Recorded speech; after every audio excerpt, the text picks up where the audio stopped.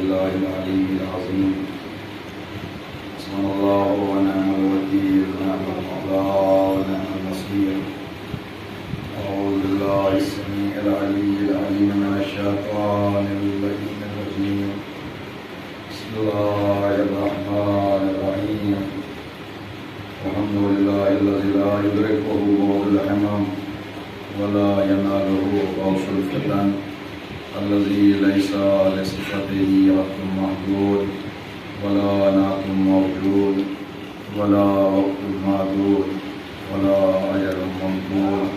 وترى الخلائق بقدرته وبشر الرياح برحمته وابتدى بالسحور ميدان أرضه. ثم الصلاة والسلام والتحية والإكرام على البشير النذير السراج المنير المخاطب بطه وياسين سيدنا ونبينا ومولانا أبي القاسم محمد.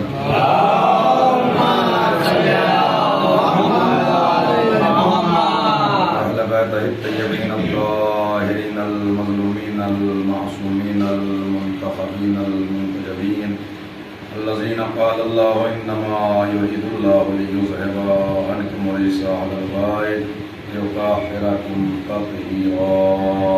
اللهم صل على محمد.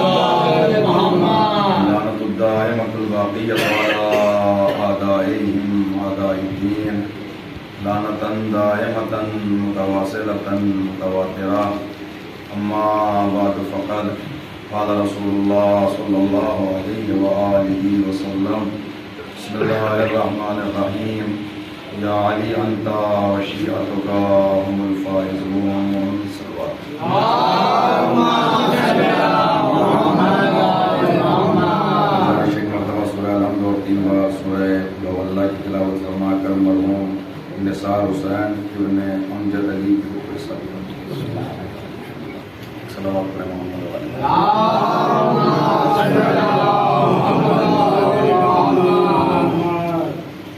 گرامی اللہ تعالیٰ نے سرکار سید الشہداء ہم نے اس وقت پیغمبر اکرم حضرت محمد مصطفیٰ صلی اللہ علیہ وسلم جس مشہور اور معروف حدیث مبارکہ کو آپ کے سامنے پڑھا ہے. اللہ کا رسول اس میں ارشاد فرما رہا ہے کہ یا علی انت وشیعتک هم الفائزون. اے علی تم اور تمہارے شیعہ کامیاب. زبان پیغمبر پر جو کلام آتا تھا اور اللہ کے پیغمبر جو کلام کرتے تھے 3 طریقے کی نوعیت ہوتی تھی. یا تو پیغمبر خدا قرآن پڑھا کرتے تھے اور تلاوت قرآن کرتے تھے اور قرآن ہم تک پہنچاتے تھے. اور قرآن اللہ کا وہ کلام ہے جس کا لفظ معجزہ ہے. اور جیسا رسول کے زمانے میں معجزہ تھا ویسا ہی آج بھی معجزہ ہے. اور قرآن جیسے رسول کے زمانے میں چیلنج کر رہا تھا ویسے ہی آج بھی چیلنج کر رہا ہے کہ اگر تمہارا شک یہ ہے کہ یہ اللہ کا کلام نہیں تو اس کے جیسا کوئی کلام لے آؤ. تو یہ ہے قرآن مجید. دوسرے جو رسول کی زبان پر کلام جاری ہوتا تھا وہ تھا حدیث قدسیہ، یعنی اللہ کا کلام ہے مگر الفاظ پیغمبر کے ہیں. اللہ کا کلام ہے مگر معجزہ نہیں ہے. اللہ کا کلام ہے مگر چیلنج نہیں کیا کہ تم ہمارے حدیث قدسی جیسا جواب لے آؤ. یہ حدیث قدسی ہے پیغمبر نے بتایا. اور ایک کلام وہ ہوتا تھا جو پیغمبر خود کلام کرتے تھے، یعنی نہ قرآن ہوتا تھا نہ حدیث قدسیہ ہوتی تھی، پیغمبر خود کلام کرتے تھے. مگر حدیث اور روایات اور تاریخ لکھنے والوں نے پیغمبر خدا کے کلام کی قسمیں کی کہ یا پیغمبر قرآن پڑھتے ہیں یا پیغمبر حدیث قدسیہ فرماتے ہیں یا پیغمبر اپنا کلام پیش کرتے ہیں. مگر میں یہاں کہتا ہوں کہ پیغمبر اپنا کلام کرتے کب ہیں؟ قرآن تو یہ کہتا ہے کہ وما ينطق عن الهوى ان هو الا وحی یوحى. یہ کلام کرتے ہی نہیں، جو کہتے ہیں وحی الہی ہوتی ہے. صلوات علی محمد.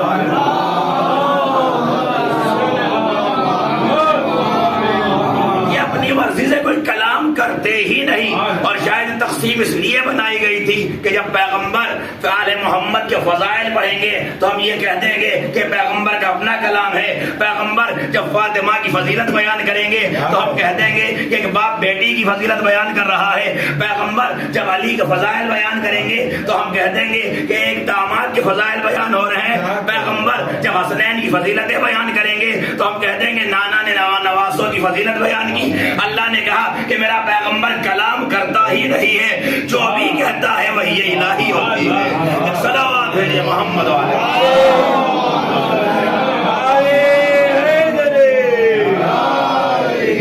تو جس پیغمبر کے دین اقدس پر وحی الہی کا پہرا رہتا ہو اور پیغمبر مولا علی سے خطاب کر کے کہہ رہے ہیں یا علی انت و شیعتک هم الفائزون، اے علی تم اور تمہارے شیعہ کامیاب ہیں. پیغمبر نے فقط اپنے دور میں علی کو کامیابی کی سند نہیں دی ہے بلکہ پیغمبر نے علی کو بھی کامیابی کی سند دی ہے اور علی کے شیعوں کو بھی کامیابی کی سند دی. اور کلام مطلق ہے، ایسا نہیں ہے کہ پیغمبر نے یہ کہا کہ علی تم اور تمہارے زمانے کے شیعہ کامیاب ہیں، بلکہ یہ کہا کہ اے علی تم اور تمہارے شیعہ، یعنی شیعہ اگر قیامت تک جائیں گے تو پیغمبر یہ کہہ رہے ہیں یہ کامیاب ہیں. اب سمجھ میں نہیں آتا کہ مورخ کی مانے یا محدث کی مانے یا ملا کی مانے یا مولوی کی مانے یا حافظ کی مانے، کس کی مانے یا رسول اللہ کی مانے. یہ سب کہتے ہیں شیعہ کافر ہیں اور پیغمبر یہ کہہ رہے ہیں کہ اے علی تم اور تمہارے شیعہ کامیاب ہیں. ایک صلوات ہے محمد والے محمد.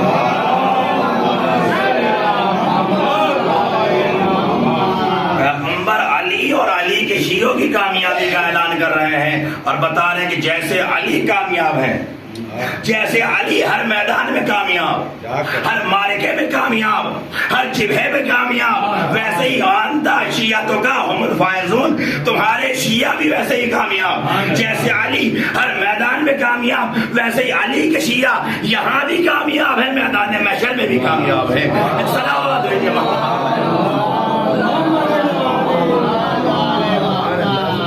سوال یہ کہ شیعہ کہتے کسے ہیں، شیعہ ہوتا کون ہے؟ اس لیے کہ پیغمبر نے یہ تو کہہ دیا کہ یعنی تم اور تمہارے شیعہ کامیاب ہیں، یعنی جو علی کا شیعہ ہوگا وہ کامیاب ہے. مگر مجھے یہ بتائیے کہ شیعہ کہتے کسے ہیں؟ شیعہ اسے کہتے ہیں جو علی کے پیچھے چلے یا اسے کہتے ہیں جو علی کے آگے چلے؟ شیعہ کسے کہتے ہیں؟ ہمارے یہاں جب انتقال ہو جاتا ہے تو ہم کیا کہتے ہیں؟ جب جنازہ اٹھاتے ہیں تشییع جنازہ. تشییع جنازہ میں کیا ہوتا ہے؟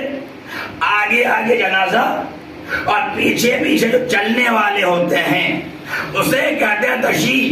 اسی سے نکلا ہے شیعہ. اس کا مطلب یہ ہے کہ آگے آگے علی چلیں گے، پیچھے علی کے چلنے والے چلیں گے. ایک صلوات ہے کہ محمد. اور جب آگے علی ہوں گے پیچھے علی کے شیعہ ہوں گے تو چاہے رفتار سست کیوں نہ ہو مگر پہنچیں گے وہیں جہاں مولا گئے ہیں. چاہے دیر سے کیوں نہ پہنچے مگر جائیں گے وہیں جہاں مولا گئے. اگر مولا کے راستے پہ چلے، اسی لیے فرمایا کہ قیامت میں ہمارے شیعہ ہمارے درجے میں ہوں گے. بھائی آل محمد اپنے شیعوں کو اپنے درجے میں لے جانے کے لیے تیار ہیں. ان کے پیچھے پیچھے چلو تاکہ ان کے درجے میں پہنچ جاؤ. ایک صلوات ہے محمد.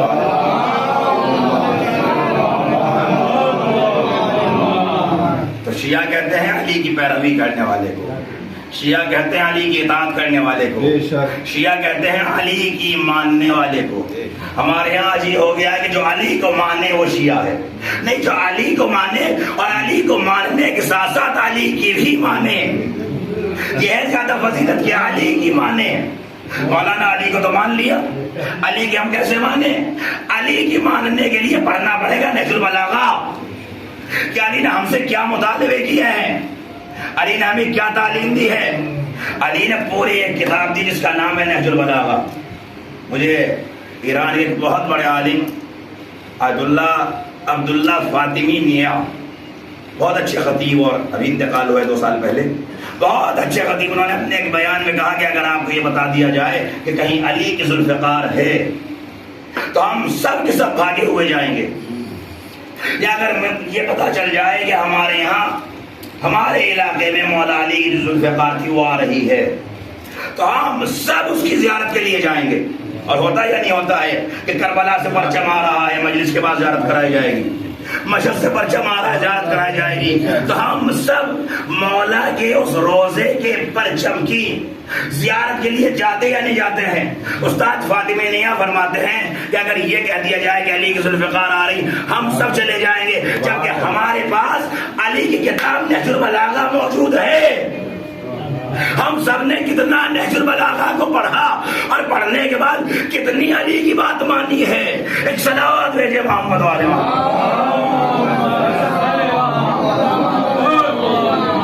مولا علی کے وہ خطبات، وہ بیانات، وہ فرمودات، وہ ارشادات، وہ اپنے چاہنے والوں سے وصیت، وہ مکتوبات، وہ خطبات، وہ خط و کتابت جو علی نے اپنے اور امیر شام کے درمیان کی، اپنے اور اپنے جو سربراہان تھے، جو نمائندے تھے، جنہیں مولا وکلا بنا کے بھیجتے تھے، ان سے خطاب کیا ہے.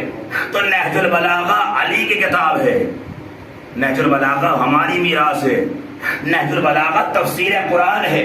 بس قرآن اللہ کا کلام ہے، نہج البلاغہ لسان اللہ کا کلام ہے. صلوات ہے کہ محمد والے. تو میرے عزیزوں، ہمیں چاہیے کہ ہم اگر علی کے شیعہ ہیں تو ہمارے پاس یہ کتابیں ہونی چاہیے، ہماری ان کتابوں پر نگاہ ہونا چاہیے. نہج البلاغہ ہر زبان میں مل جائے گی آپ کو. مولا علی نے اس میں وصیتیں کی ہیں، اس میں اپنے چاہنے والوں کو خط لکھے ہیں. چنانچہ ایک خط سناتا ہوں میں آپ کو کہ مولا علی نے جو لکھا. مولا علی نے اپنے ایک صحابی کو نمائندہ اور گورنر بنا کے بھیجا ایک جگہ، اور جب بھیجا اور اس کے بعد وہ پلٹا تو اس نے اپنے 2 گھر بنا لیے تھے. جب مولا علی کو معلوم ہوا کہ اس نے اپنے 2 گھر بنائے تو مولا نے فرمایا کہ اس گھر کی 2 خرابیاں ہیں. اگر تو نے حلال سے بنایا ہے تو دیکھ تو چلا جائے گا، گھر یہیں رہ جائے گا، اور اگر حرام سے بنایا ہے تو تب بھی تو چلا جائے گا، مگر حساب تجھے ایسا دینا پڑے گا کہ یہ مال آیا کہاں سے تھا. تو مولا علی اپنے گورنروں کو لکھتے رہتے تھے خط و کتابت، خیر خبر، یہاں تک کہ دعوت جس میں امیروں کو بلایا گیا اور غریبوں کو دھتکارا گیا، اور اس میں مولا کے گورنر بھی پہنچ گئے. تو مولا علی نے خط لکھا اور لکھنے کے بعد ڈانٹا کہ تم وہاں کیوں گئے، تم اس دسترخوان پہ کیوں گئے کہ جہاں امیروں کو بلایا جا رہا تھا، غریبوں کو بھگایا جا رہا تھا. ارے تم کسی اور کے نہیں، علی کے نمائندے ہو، وہاں نہ جاؤ کہ جہاں امیروں کو بلایا جائے، غریبوں کو بھگایا جائے. علی چاہتے ہیں کہ وہاں جاؤ جہاں امیروں کو بھی بلایا جائے، جہاں غریبوں کو بھی بلایا جائے. شاید اسی لیے ہم فرش اعظم بچھانے کے بعد نہ امیر کو دیکھتے ہیں، نہ غریب کو دیکھتے ہیں، نہ عالم کو دیکھتے ہیں، نہ جاہل کو دیکھتے. آ جاؤ، آگے بیٹھ جاؤ تاکہ علی والے بن جاؤ. ایک صلوات ہے کہ محمد والے.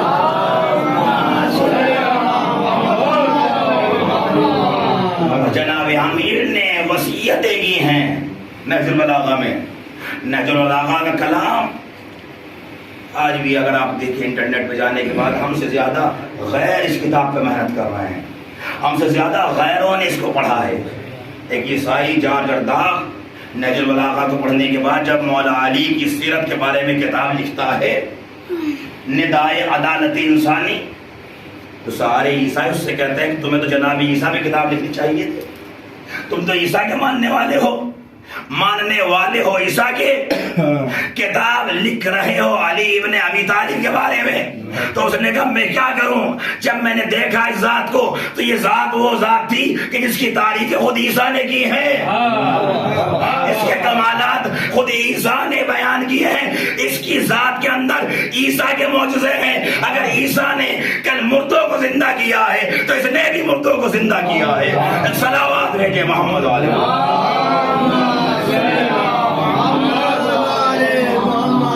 نہج البلاغہ پر غیر کام کر رہے ہیں ہم سے زیادہ.